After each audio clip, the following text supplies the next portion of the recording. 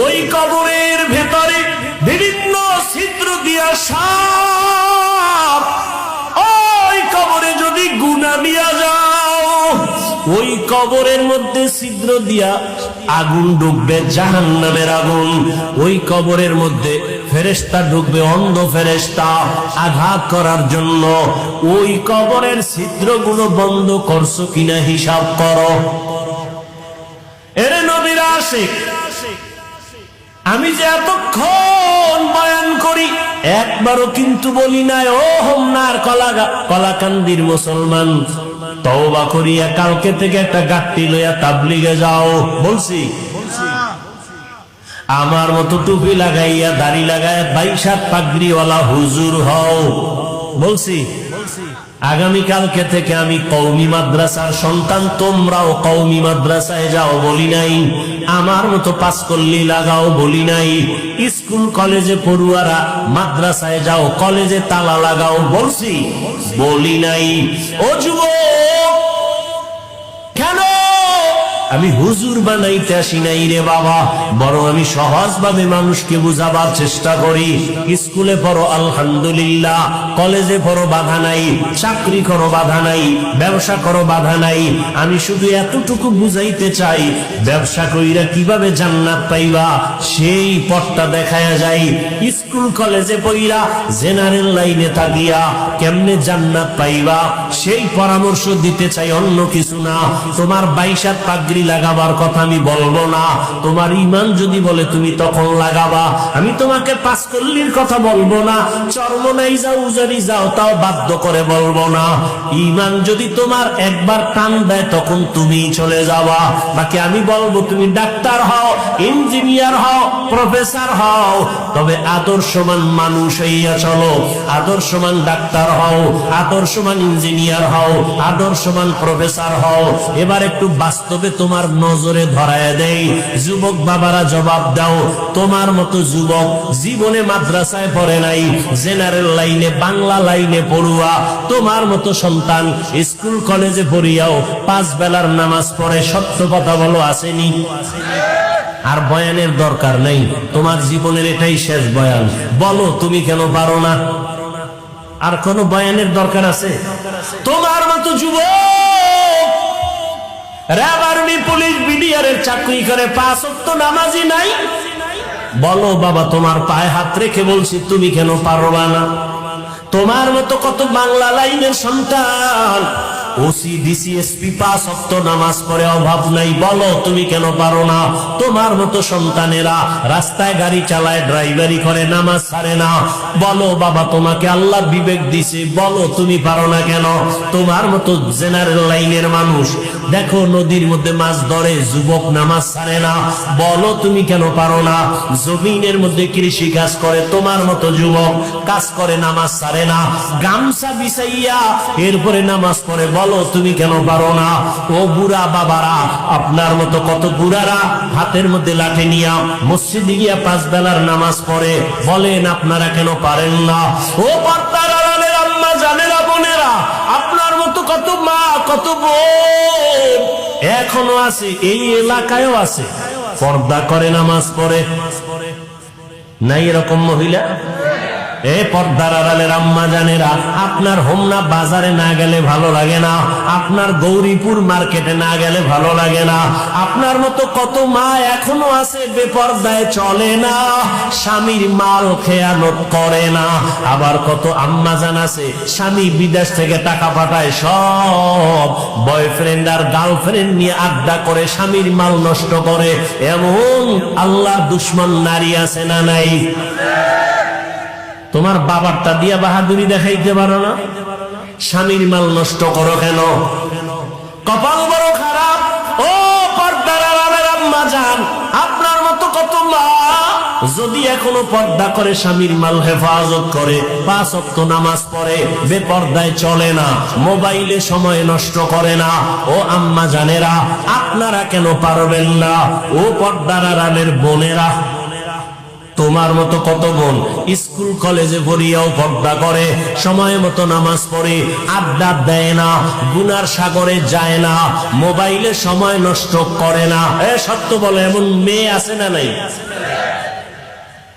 এর যুবক, কয়দিন আর গুনাহ করবি? শখে শখে করছো না? মনে শখ লাগছে একটু পার্কে গেলে জানি কত মজা। গেছো না?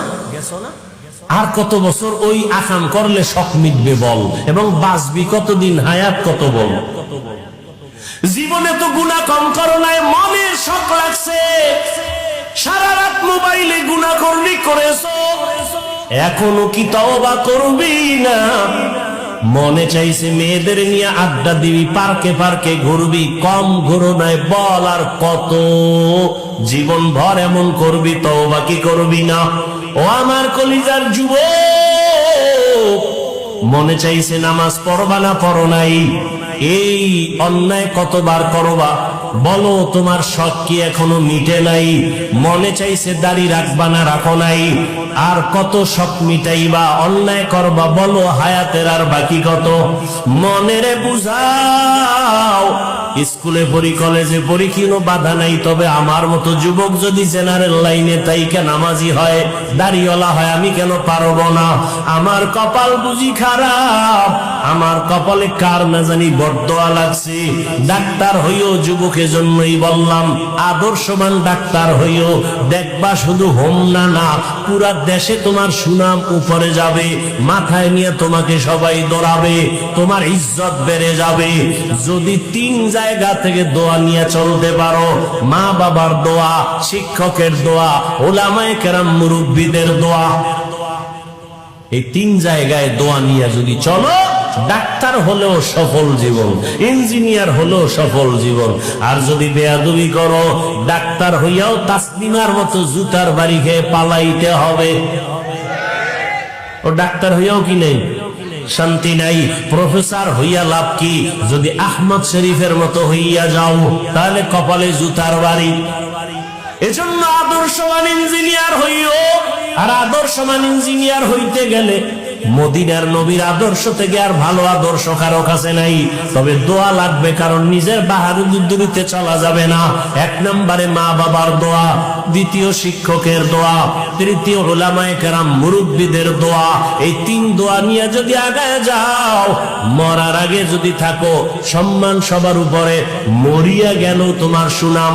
কাজী নজরুল, কবি নজরুলের ইতিহাস পড়ো, কত গর্ব করো, অথচ কবি নজরুলের চেহারাও দেখো নাই, বাড়ি দেখো নাই, মা বাবা দেখো নাই, অথচ তাদের নামের সুনাম কত।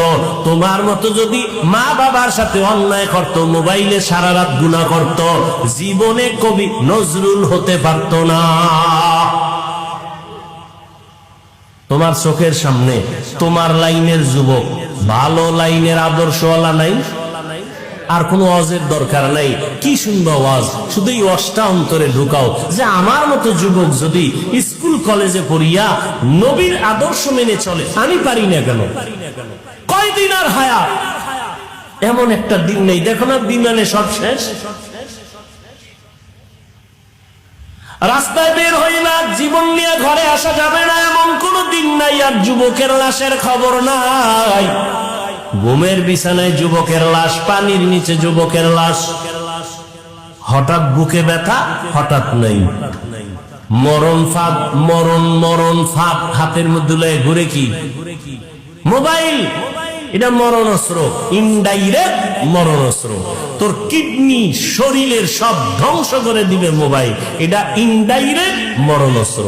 আর একটা আছে ডাইরেক্ট মরণ অস্ত্র, যুবকের বাইক। আসেনি? কি বুঝুনি? বুঝো যুবক, কি বলছি? বাইক, ওটার ডাইরেক্ট মরণ ফাঁদ। ওটার উপরে উঠলেই শরীরে খালি আগুন, পিছনে যদি বিপরীত তার থাকে তো আরো আগুন। ঠিক নেই? মায়ের কয় আম্মু একটু হোমনা যাবো 10টার সময়। কেন? বলে আমার বন্ধু আসছে।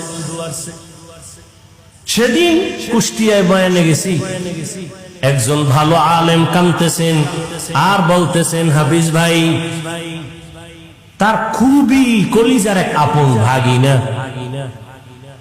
সিঙ্গাপুরে যাবে, ভিসা দিছে, 2-1 মাসের মধ্যে ভিসা পেয়ে গেছে, টিকিট করবে। সকাল 8টার সময় বন্ধু এসে টেলিফোন করছে, একটু চা খাবো, ওই মরণ ফাঁক ডাইরেক্টটা নিয়ে রওনা। হাজারো সন্তানের মধ্যে একটা ভদ্র ছেলে, 10 মিনিট পরে টেলিফোন আসলো, মায়ের কাছে লাশ নিয়ে যাও। এ বলতেছে আর হুজুর কামতেছে, অথচ বাহিরে যাবে, ভিসা রেডি, টিকিট করবে। তুমি এখানে বসে আছো সুস্থ, আগামীকাল তোমার কি উপায় হবে, কি হালাত হবে, কি অবস্থা হবে। তুমি এখন বাসায় গিয়ে ঘুমাবা, সকালবেলা মা দেখবে যে চির ঘুমে চলে গেছে। হতে পারে না? কিসের বাহাদুরি করো বলো? এরপরও তো মনের শখ মিটে গুনাহ কম করো নাই। মনে যা চাইছে তাই করছো, যা চাইছে তাই করেছো, আর কত তওবা কি করবা না? কপাল কি এতই খারাপ? এরকম অভিশপ্ত কপাল নিয়ে কেন দুনিয়াতে আসছো? তোমার ব্যবহারে মাও বেজা, তোমার ব্যবহারে বাবার মনে কষ্ট, তোমার আচরণে শিক্ষকের অন্তরে কষ্ট, তোমার আচরণে মুরব্বীদের অন্তরে কষ্ট, তোমার ব্যবহারে আলেম ওলামার অন্তরে কষ্ট। তুমি শুধু কষ্ট দেওয়ার জন্যই দুনিয়াতে জন্ম নিছো। এই অভিশপ্ত কপালওয়ালা, দুনিয়াতে শুধু তোর ব্যবহার দিয়ে খালি কষ্টই দিবি। ইমাম সাহেব তোর ব্যবহারে অসন্তুষ্ট, এলাকার কোন হুজুর তোরে সালাম দিলে তোর থেকে কষ্ট পায়, ঘরের মা কষ্ট পায়, বাপ কষ্ট পায়। তুই আইসো কার দুনিয়ায়? সবার বরদোয়া নিয়ে মরবি। এই জন্য এখনো সময় আছে, তওবা করো, মনে মনে মনে মনে আল্লাহকে ডাকো, অন্তর দিয়ে তওবা করার, মনে মনে বলো আল্লাহ তো শুনতেছেন, বলো আল্লাহ জীবনে কন্যায় কম করি নাই, ও আল্লাহ এই মজলিসে আমার মতো মনে হয় গুনাহগার কেউ নাই, আমার গুনার কারণে আমার যদি মা জানে মা আমাকে দেখতে পারবে না, আমার অপরাধের কারণে আজকে আমার যদি আপন কেউ জানে কেউ আমাকে কাছে ডাকবে না। ও আল্লাহ জীবনভর কত গুনাহ হাতের দ্বারা করেছি, কেউ জানে না, আল্লাহ তুমি জানো। জবানের দ্বারা কত কষ্টের কথা মানুষকে বলেছি, কেউ জানে না, তুমি জানো। ও আল্লাহ চোখের দ্বারা কত গুনাহ করেছি, অন্তরের কল্পনায় কত গুনাহ করেছি, তুমি জানো। আজকে থেকে তওবা করতে চাই। আমার মতো যুবক যদি জেনারেল লাইনে থাকিয়া আলেম ওলামার দোয়া নিয়া, মা বাবার দোয়া নিয়া, শিক্ষকের দোয়া নিয়া, নবীজির আদর্শ মানিয়ে চলে, আমি কেন পারবো না? ও আল্লাহ অন্যায় তো করেই ফেলেছি, আজকে থেকে তওবা করতে চাই। আর নামাজ ছাড়বো না, আর দাড়ি কাটবো না, বেপরদায় চলবো না, মা বাবাকে কষ্ট দিব না, ওলামায়ে কেরামের দোয়া নিয়া, শিক্ষকের দোয়া নিয়া, নবীজির আদর্শ মতো চলবো। আল্লাহর কাছে যদি অন্তর ভরে তওবা করতে পারো, আমার আল্লাহ তোমার জীবনের গুনাহ এক মুহূর্তে ক্ষমা করে দিবেন। মা বাবার দোয়া নিয়ে চলো, ওই মা বাবার দোয়া চোখের পানি আর দোয়া ছাড়াই চেয়ারে বসা যাবে না, সম্মান পাওয়া যাবে না, পরীক্ষায় নাম্বার আসবে না। এখনো সময় আছে, তওবা করো। পর্দার আড়ালের মা বোনেরা এখনো সময় আছে, তওবা করেন। আর কোনদিন বেপর্দায় চলবেন না, স্বামীর মাল নষ্ট করবেন না, মোবাইলে সময় নষ্ট করবেন না, নামাজ ছাড়বেন না, বেপর্দায় চলবেন না। আল্লাহ সন্তান যদি দিয়ে থাকেন, সন্তানটাকে আদর্শবান ডাক্তার বানাবেন, আদর্শবান ইঞ্জিনিয়ার বানাবেন, আদর্শবান প্রফেসর বানাবেন, কোরআন পড়াইয়া ডাক্তার বানাবেন। ডাক্তারি করতে গিয়েও সন্তান দোয়া করতে ভুলবে না, নামাজ নষ্ট করবে না। ও আল্লাহর বান্দারা, বৃদ্ধ বাবাজি, আল্লাহর কাছে তওবা করার মতো অন্তর যদি তৈরি হয়, মুনাফিকি যদি অন্তরে না থাকে, খাঁটি তওবার নিয়ত যাদের আছে, দুটো হাত আমার আল্লাহকে দেখাইয়া দাও।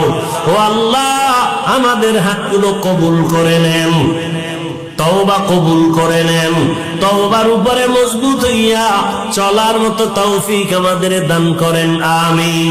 আলহামদুলিল্লাহি রাব্বিল আলামিন, والصلاة والسلام على سيد الأنبياء والمرسلين وعلى آله وأصحابه أجمعين يا أرحم الراحمين ইয়া আরহামার রাহিমিন, ইয়া আরহামার রাহিমিন। রব্বিরহামহুমা কামা রাব্বায়ানি সগীরা।